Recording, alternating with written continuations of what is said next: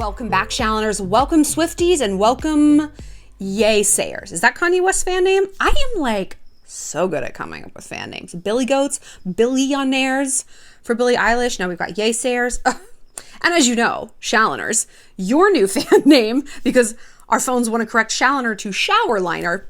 That's not your fan name. You're all Shower Liners. You're welcome. Today, oh yeah, we're going to talk about the phone call heard around the world, the leaked phone call that's on Twitter of Kanye talking to Taylor Swift about that famous song, well, literally called Famous, where he gives her the heads up about the line, I feel like me and Taylor might still have sex, but fails to mention that he was going to say, I made that bitch famous, the bitch part. We're going to break down who's right, who's wrong, what we can learn from this, kind of the backstory, and also what to do about a two-faced friend. But before we get started, just want to catch you guys up on what kind of content we have planned during this interminable quarantine, the great hibernation. We're doing a live stream every day at 3 p.m. Pacific time. That's 6 p.m. Eastern, 10 p.m. London, and we're alternating topics. One day we're going to answer dating questions that you guys can submit right there in the live stream. And then on the opposite days, we're going to be doing manifestation lessons, creative visualization, and using the law of attraction. Because like I said, we are in the great hibernation right now. I mean, the sun might be out. It is in California. But hibernation is not death. And hibernation is not mating season. Hibernation is a time of transformation. It is a time of using what we got, a little bit of lack, but a shrinking of our environment to better ourselves so that we are ready to enter the next season that comes, because this truly is just a season. We've also got some videos on how to deal with being alone, how to deal with family who's maybe driving you crazy, how to deal with an ex reappearing during the old quarantine. Hey, you safe? Is the new you up? And of course, Love is Blind. We're going to be breaking it all down in the next few days. Content galore. And if you want to submit a private question with me, head to shallonlester.com. I am catching up on questions. I know I'm a little behind. I'm really sorry, you guys, but I am swamped. You can also find me on Instagram at ShallonXO, where I let you vote on the next video topic and give me a temperature check. You guys voted in a poll on how you felt about this. I love to hear from you guys, and I'd love to know where your head's at on certain topics. And also, if you want to book a video shout out with me, head to Cameo and search ShallonXO, and I pop right on up. Also, you bitches on TikTok, serving up some dating tips and some realness from the videos. Please don't make me do it. So, oh God, this thing. Oh, first of all, this thing, just my general appearance. Yeah, it's, we are in the golden age of giving up. Hibernation is not a beautiful time. Sorry. You only get my hair done like every other day. This is what it is. So here's the backstory, the quick backstory. And I'm not going to embed the video of them on the phone. First of all, it's a copyrighted thing at this point, so we can't do that. It's also 10 minutes long and like fairly boring. The backstory. Now, we all know about the feud between Kanye and Taylor Swift, and it started when she was 17. He stormed the stage when she was getting an award. It's like, I'm gonna let you finish that whole fucking fiasco. And then there were like apologies that he would issue and then retract, and it was a mess. But then it's like they kind of seemed like they were friends. They were high-fiving at the Met Gala. Kanye was talking about maybe getting in the studio and making some music with her. He sent her flowers and everything seemed to be chill, right? And then came the song Famous. I made that bitch famous. And then things went left. So here's the quick backstory, right? So when that song came out, Taylor was branded a snake by Kim Kardashian because Taylor claimed she had no idea Kanye was going to call her a bitch in the song. And Kim had receipts. She came out with receipts. So she shared a clip at the time showing Kanye consulting Taylor about whether he could use the line, I feel like me and Taylor might still have sex, right? And so that made Taylor look like a liar, because she had said, I didn't know anything about this, but she, and even I didn't realize this, she meant specifically she didn't know about the bitch line, right? And so Kim releasing those clips made Taylor look stupid. And then the backlash against Taylor was huge. And everyone was commenting snakes and blah, blah, blah. And suddenly it was this huge thing. And Taylor has implied, or maybe she said it flat out, that this was a big reason she kind of went into her own hibernation. And we didn't hear from her for like a year. And she kind of dropped off the radar for a really long time. Ugh, hold on.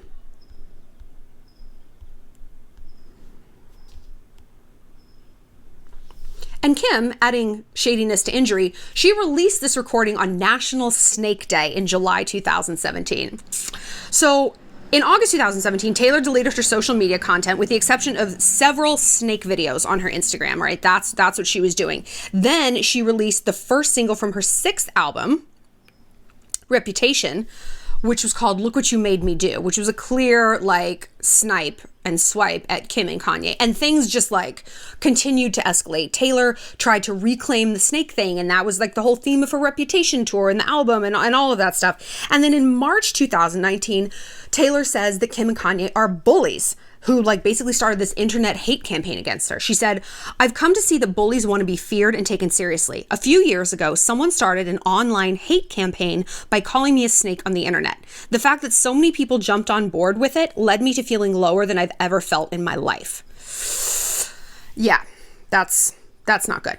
And then in 2019, Taylor brings up the feud again. She talks about how isolated she felt and how, most people can't imagine what it's like to have millions and millions of people saying that you're canceled, you're over, and how it can be perceived as basically go kill yourself, The month after that, Taylor talked about it again. She called Kanye two-faced in an interview with Rolling Stone and says she's no longer willing to just pretend that they're on good terms. She explains, "Some events took place to cause me to be pissed off when Kanye called me a bitch. That was not just a singular event. Basically, I got really sick of the dynamic between him and I." Yeah. It's a lot. It's a lot. And you know what? We're all dealing with a lot right now. That's kind of was my first impression. It's like, this shit again. This feud. And Taylor does appear to be vindicated by this, but it's also like, aren't we all over it? Well, aren't we all over it says a person who's not involved in it, who is not on the brunt of it. Of course I'm over it. It doesn't involve me. I can see why Taylor, is probably feeling satisfied that she's vindicated, but I just have to wonder, why didn't Taylor say any of this way up front? This is the problem I have with how Taylor handled this, is I wish when this whole thing had started, she had been like, Kanye called me, he did not mention this, and not make it so like veiled, like people on the internet called me a snake. Some people are two-faced. Girl, say it. If you're gonna keep bringing this up, say it.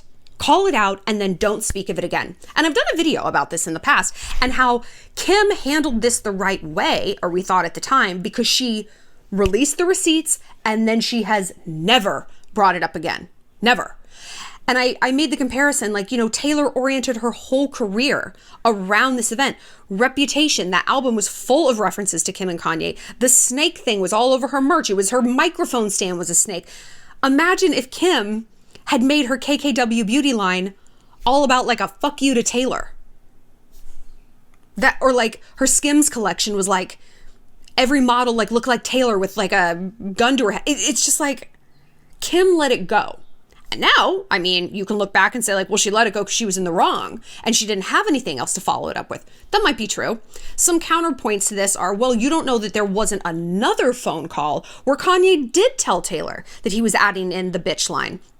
And one thing that stood out to me in the phone call, because I listened to the whole thing, was he told Taylor he had a line in there like, "I feel like me and Ray J might be best friends if we didn't love the same bitch," or something like that. And I was like, okay, well, he called his wife a bitch. But then there's a difference, because that's his wife and there's the expectation of love and respect there. There is not an expectation of love and respect for Taylor Swift, who he has treated in a bitchy way. So when he said that bitch, it seemed much more of an insult than just like slang, like that's my bitch, So there's a lot going on. So I think Taylor bungled the opportunity to get kind of out in front of this. And she was just kind of like breadcrumbing with the feud. It's like she wanted to talk about, but not really. I don't. I think if she could go back in time, if I were her publicist and I could take her back in time, I'd be like, you come out strong, clear, unequivocal. You give one very specific interview about this and you never speak of it again, right? You never speak of it again. And then it's just going to be a he said, she said. Some people take this side, some people take that side. I spoke my truth. I'm moving on. I'm moving forward. And the fact that it was just constantly brought up but never directly addressed, that to me is where the victim narrative kicks in. You know what I mean? And it's interesting because I know we know people like this. Sometimes it's our friends. Sometimes it's your mama, where they love being hurt. Like one of my friends, her mom had like a breast cancer scare. She's fine, thank God. But she's like, oh my God, like, oh no, it wasn't her mom. It wasn't her mom. It was her aunt. It was like her crazy aunt. And she's like, oh my God, she had all these mammograms and the biopsies and she was loving it. She was loving the attention. And I was like, oh my God. She's like, I know. She's like, I feel so bad for my cousin because my cousin's like trapped with her. And she's like, of course, like, Aunt Deb is like psyched about this because she gets all this attention. She gets to draw this out forever. It's interesting. And so I kind of wonder if maybe Taylor was getting a lot of juice off of this victimization. And this is sort of the overall point, I think, with Taylor. She's right. She's right this time, but she's almost the girl who cried wolf, because I've called her a professional victim multiple times. And when I think of like the most egregious instance of it, it isn't this, because I've always seen her point from the front, from the beginning. It's like, yeah, like I don't want someone to talk about me in a song. And what really pushed me over the edge with like this Kanye thing is the video. Do you remember the video where it's like wax sculptures of someone naked, like her body? And no, we don't 100% know that that's what her body looks like, but it's pretty darn close. We can pretty much approximately believe that. And it just was such a violating, unnecessary thing, I didn't like that. But in my opinion, the most egregious incident of her victim narrative is the Scooter feud, because it was again, I want to address this, Scooter, and I couldn't buy my catalog. And we're like, I don't know what you want me to do. Like, what's my call to action here? And it's ironic, like, that she calls Kim and Kanye bullies, and like they started this internet hate campaign against me. What did you do to Scooter?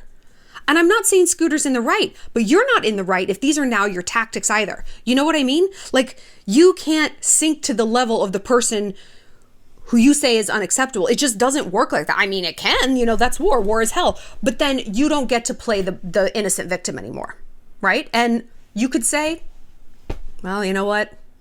Hurt people, don't they? And Kanye ganged up on her, so she's got a bone to pick with any man who gaslights her. I get that. Like, it's not that I don't get the sentiment behind it. I do. I don't get the execution. It's unwise. I know that as a ton of baby influencer person on the internet. Surely someone like Taylor, who has been in this business more than half her life with so many advisors, no one was like, don't do that. Do not do that. I could help you. I could be your war consultant. Like, I know what I'm doing. I know what's going to feel good in the moment, but I know how to play the long game and not lose the battle, but win the war. You know what I mean? So the Scooter thing has always bothered me. It's bothered me how she oriented all of her acceptance speeches about revenge, her Billboard Woman of the Year or Decade thing. I did a whole video on that. Watch that agonizing 15 minutes. It might have even been a half hour. It's time in my life I'll never get back. It better get me just a little higher level in heaven. Just like a better spot at the buffet in the heaven cafeteria. And even when I look back on this feud, because I did a lot, I went down the rabbit hole reading all about it. It was like, there were so many times Taylor, again, could have called a spade and just super directly, but it was always just a little left of that. Like, I remember this whole thing really popped off when she got, I think it was the Grammy acceptance speech, and she could have been like, thank you to my team, just the regular shit. But she's like, it was something like, we have to stop letting men take credit for us and our achievements and get shine off of it. It was along those lines. And it's like, then call Kanye out. Just call him out. You're already using this incredible opportunity that should just be about you, girl. And you're diverting all this attention to, by your own assertion, people who don't deserve it. So it's all just very ironic. You're using a time and an accolade that could be so wonderful to call out someone and tell them that they shouldn't be using you for clout and shine, even though you talking about them is giving them more clout and shine. I'm like, what? I feel like I'm in some sort of bizarro inception. Have I just been in the house too long? So I think, and I think the reason I'm coming down harder on Taylor is because I kind of expect better from her. I expect almost nothing sane or reasonable or respectful from Kanye West. I think he's a mess and a menace and has squandered so much intellect, and he's a very eloquent person, and he's a very, high level thinker when he's medicated. Honestly, like these are I'm not being sarcastic. Like, this is a real thing that he's dealing with. And I've said before that I don't think it's fair that, Kim has to deal with someone who's like, I'm not taking my medication. Like, well, then you can take your ass out. No, we're not doing that. We're not all being held hostage. No. You want to live like that, you live by yourself. You don't have 4 kids, you don't have a wife. No. And you don't go around calling women bitches and making wax figures of their bodies. It's ridiculous. And so I don't understand why people have continued to support this madness for so long. And the genius is, he puts out flesh-colored sweatpants. I don't know. His whole career to me is like the emperor's new clothes. I'm like, is no one else seeing what I'm seeing? It's like a giant gaslight. Just one big gaslight. Like, after college dropout, I was like, I am super out of here. So I'm really not surprised Kanye behaved this way. But in the phone call, it really stuck out to me that he was like, one of you guys said it, it's like he's beating around and around the bush, until 8 minutes in, before he was just like, okay, well, here's the lyric and here's what I want you to do. And he was doing that because he knew there was something wrong with it. He was doing that perhaps because he knew he was going to be duplicitous. And at the very end of the video, he turns to the camera and he's like, you got all that on camera, right? It's important we have all of these elements on camera. So, was he already pre-planning this whole scandal, and then to add in the bitch line and make her look stupid for saying she gave permission, but then it was a bait and switch? Child, it's a mess. And like I said, everything's already a mess. I just don't know why now. Why is this year 4 that we're dealing with this and talking about this? Some people have real problems. I'm talking to all of y'all. I'm talking to Kanye, Kim, Taylor, everybody. Some people out there are dealing with real things. They've been out of work for 5 days when really they could maybe only afford to be out of work for 1, and there's no end in sight. And it's the fact that this is just whatever. So we're going to learn from it. What can we learn from this? Taylor said that she really hated the fact that, she realized how Twofaced Kanye was. And it was because he was getting some Video Vanguard award and she was asked to present it to him. Now, he went out in public being like, it was just the Academy. They were trying to do that for ratings, blah, blah, blah, blah, blah. But Taylor was like, no, he called me privately and was like, hey, it would really mean a lot if you gave me this award. And she's like, and she said in an interview, I think the Rolling Stone interview, she's like, it made me realize that he wanted to be behind the scenes saying one thing and be out in public, looking hard and cool, saying something else. And she's like, I felt a chill run through my body when I realized how two-faced he was. And man, isn't that exactly how it feels? I remember feeling after a breakup recently, not only do I not know who you are, I don't know what you are. I don't know what you are. And I feel like that's this sort of moment Taylor had looking at Kanye. It's like, what are you? Are you just plain and simple a liar? Are you a conniver? Are you a psychopath? Are you playing with people's lives? Are you the big professional victim here? What is it? What's going on. And I think, unfortunately, so many of us have had that experience in friendships or dating, sometimes with family, sometimes with siblings, probably most with siblings. Like they bite you and then they run and start to cry and tell mom you bit them. It's like, thank God I'm an only child. I bit. So I understand that that is something that's very relatable. So what do you do if you look around and you have that moment of, holy fucking shit, what am I even looking at right now? Talk about a snake. This is a hydra. What do you do? I think we can learn from Taylor. Two-faced people act two-faced because they're cowards, right? The reason Kanye was calling to, hey, I really mean a lot if you did this, and then trying to act all like hard and whatever in the streets is because he's cowardly, is because he doesn't feel, he's cowardly with low self-esteem. Hear me out. He doesn't feel like people are going to accept him or it's not part of his image if he's like, no, I called her up because I told her it would really mean a lot to me if she gave me that award. Does that, like, why couldn't you have just said that? Or why couldn't you have just said, like, yeah, you know, I asked Taylor if that line was okay, but you're right, I never asked her if the bitch line was okay. I'm sorry. I didn't mean it in like a bad way. All he would have had to say is that, and this whole thing would have gone, we wouldn't be talking about this 4 years later. Like it would have been over, right? So the fact that he doesn't do that is, again, it's like, what are you? Are you cowardly? Like you don't feel like people are going to accept you if you tell the truth, which is how a lot of liars are, right?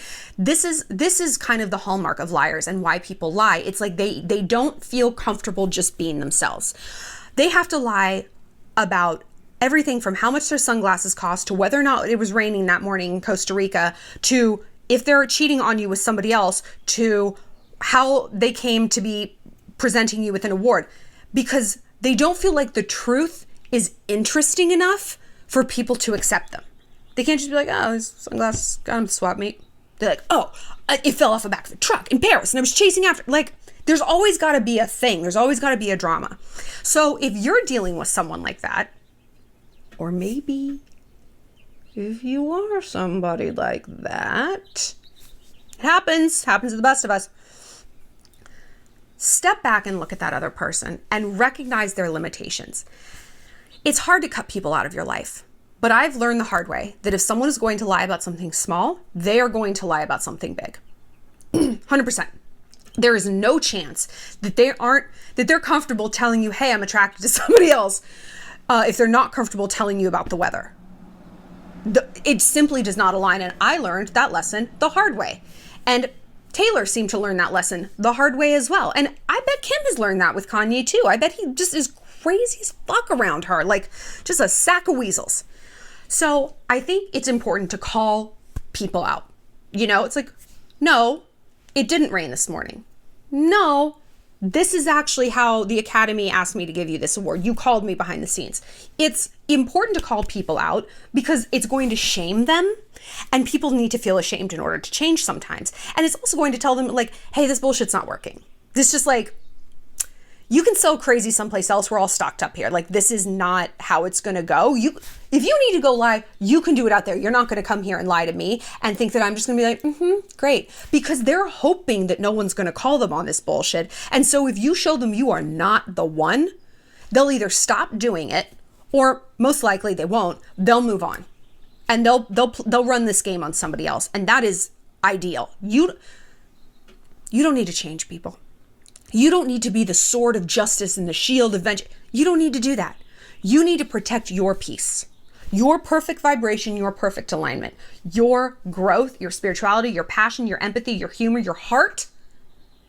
And sometimes that means cutting people out. So you call someone on this once or twice. You're like, stop lying. I don't appreciate it when you do that. I don't care that you want to embellish your story. I don't like it. And see if that's like, if they're appropriately ashamed and they do a little bit of introspection, like, okay, I lie because I have low self-esteem. I lie because I never got attention from my parents. And if I didn't lie and like blow everything out of proportion, they just ignored me. So everything had to be a catastrophe. So I don't feel like I can just be myself. You know, there's something under there. Things are fixable. Things are work-onable. You know, they are, but not if you don't acknowledge them. And all you can do is help someone shine a light on their issues and release them with love. God bless. Because you know what, baby girl? You got your own stuff. Oh, you got your own stuff to deal with. I understand that when we're looking at someone like a Kanye West, we're like, oh, no, my problems are nothing compared to him. Okay, that's fine, but they're still your problems, and you need to give attention to them. You don't need to be orienting your whole life to fix somebody else. What is that called? Codependency. When you care more about fixing someone than they care about fixing themselves. Isn't that Kim and Kanye, right? That's a weird, twisted dynamic. We've done videos on that too. So call them out. See if the behavior is modified. See if there's some awareness. It probably won't happen overnight. So you've got to be like, do I want to kind of like stick around in this and just wait? I don't think so. I tried that and it really doesn't work. It just doesn't work. Sometimes you need to remove yourself in order to enact change in somebody else. Like, because otherwise, they're getting the memo that their bullshit really has no consequence. Oh, so I lied about sunglasses. So I lied about the weather. Oh, she was mad for a minute, but she's still here. She's still sleeping with me. My friend's still taking my phone calls. We're still going out to brunch. Big deal. It is a big deal because it's just this constant gaslighting, right? You feel constantly insane and unhinged and you're calling them out and they're lying and then they're turning it back on you. It's just like Kanye did. Taylor called him out. They turned it around on her. She bore the brunt of it. And now it's gone on for 4 years. When, again, I think she should have just been like, he's lying. This is what happens. I have seen him be two-faced on multiple occasions. And for those reasons, Mark Cuban voice, I'm out. Sharks, I'm out. And then never bring it up again. And how that translates into our real life is you call these people out. You wait 2 weeks, not a long time, to see if this lying behavior changes, the two-facedness, and then you're like, you know what? I'm out. It doesn't have to be a big dramatic breakup. It doesn't have to be a Rolling Stone interview. It doesn't have to be a Twitter campaign against someone. It's simply a release. You go do you. You want to text me all this bullshit. I'm not going to respond. We have got to let go of being polite. Oh, and I need to respond. Oh, I can't just break up because he lied about the weather. Yes, you can. Yes, you can. There's no grand high council who judges this stuff. Well, me. I am the grand high arbiter of who you should break up with. And I say dump him. I say dump that toxic friend. I say cut your crazy ass sister out. Cut off your weird cousin. You have a divine animal right to protect your peace of mind. And if this quarantine should teach us anything, is that life is precious and it is finite. And we don't know when that's going to end. I hope to God it's when we're all 95 and a cozy little Afghan snuggled in bed with our much, much younger boyfriend. But maybe it isn't. What if your life only had 3 weeks left? That's horrifying. It made the hair on the back of my neck prickle up. That's awful. But sometimes we need that prickle. And sometimes we need a splash of cold water to be like, hey, how am I spending my time? We look at them and be like, what are you living like that for? What are we living like this for? What are we living stayed tied to these people and fixing them and calling them out and release? Let the great hibernation release us from these people and these things that do not serve us, right? If not now, when? For more, click like and subscribe. And like I said, join me every day at 3 p.m. Pacific, 6 p.m. Eastern, 10 p.m. London for a live stream where either talking about dating advice or using the law of attraction. If you have a love question you want to submit to me, find me on my website at ShallonXO, and be sure to follow me on Instagram at ShallonXO, ditto with TikTok, ShallonXO. And yeah, podcast is coming. I am a content machine, child. After this quarantine, I'm going to need a quarantine, like an internet quarantine. But in the meantime, I'm going to keep churning out for you guys. We are all in this together and we can come out of this better and stronger. And yes, I'm going to do a video on how to glow up.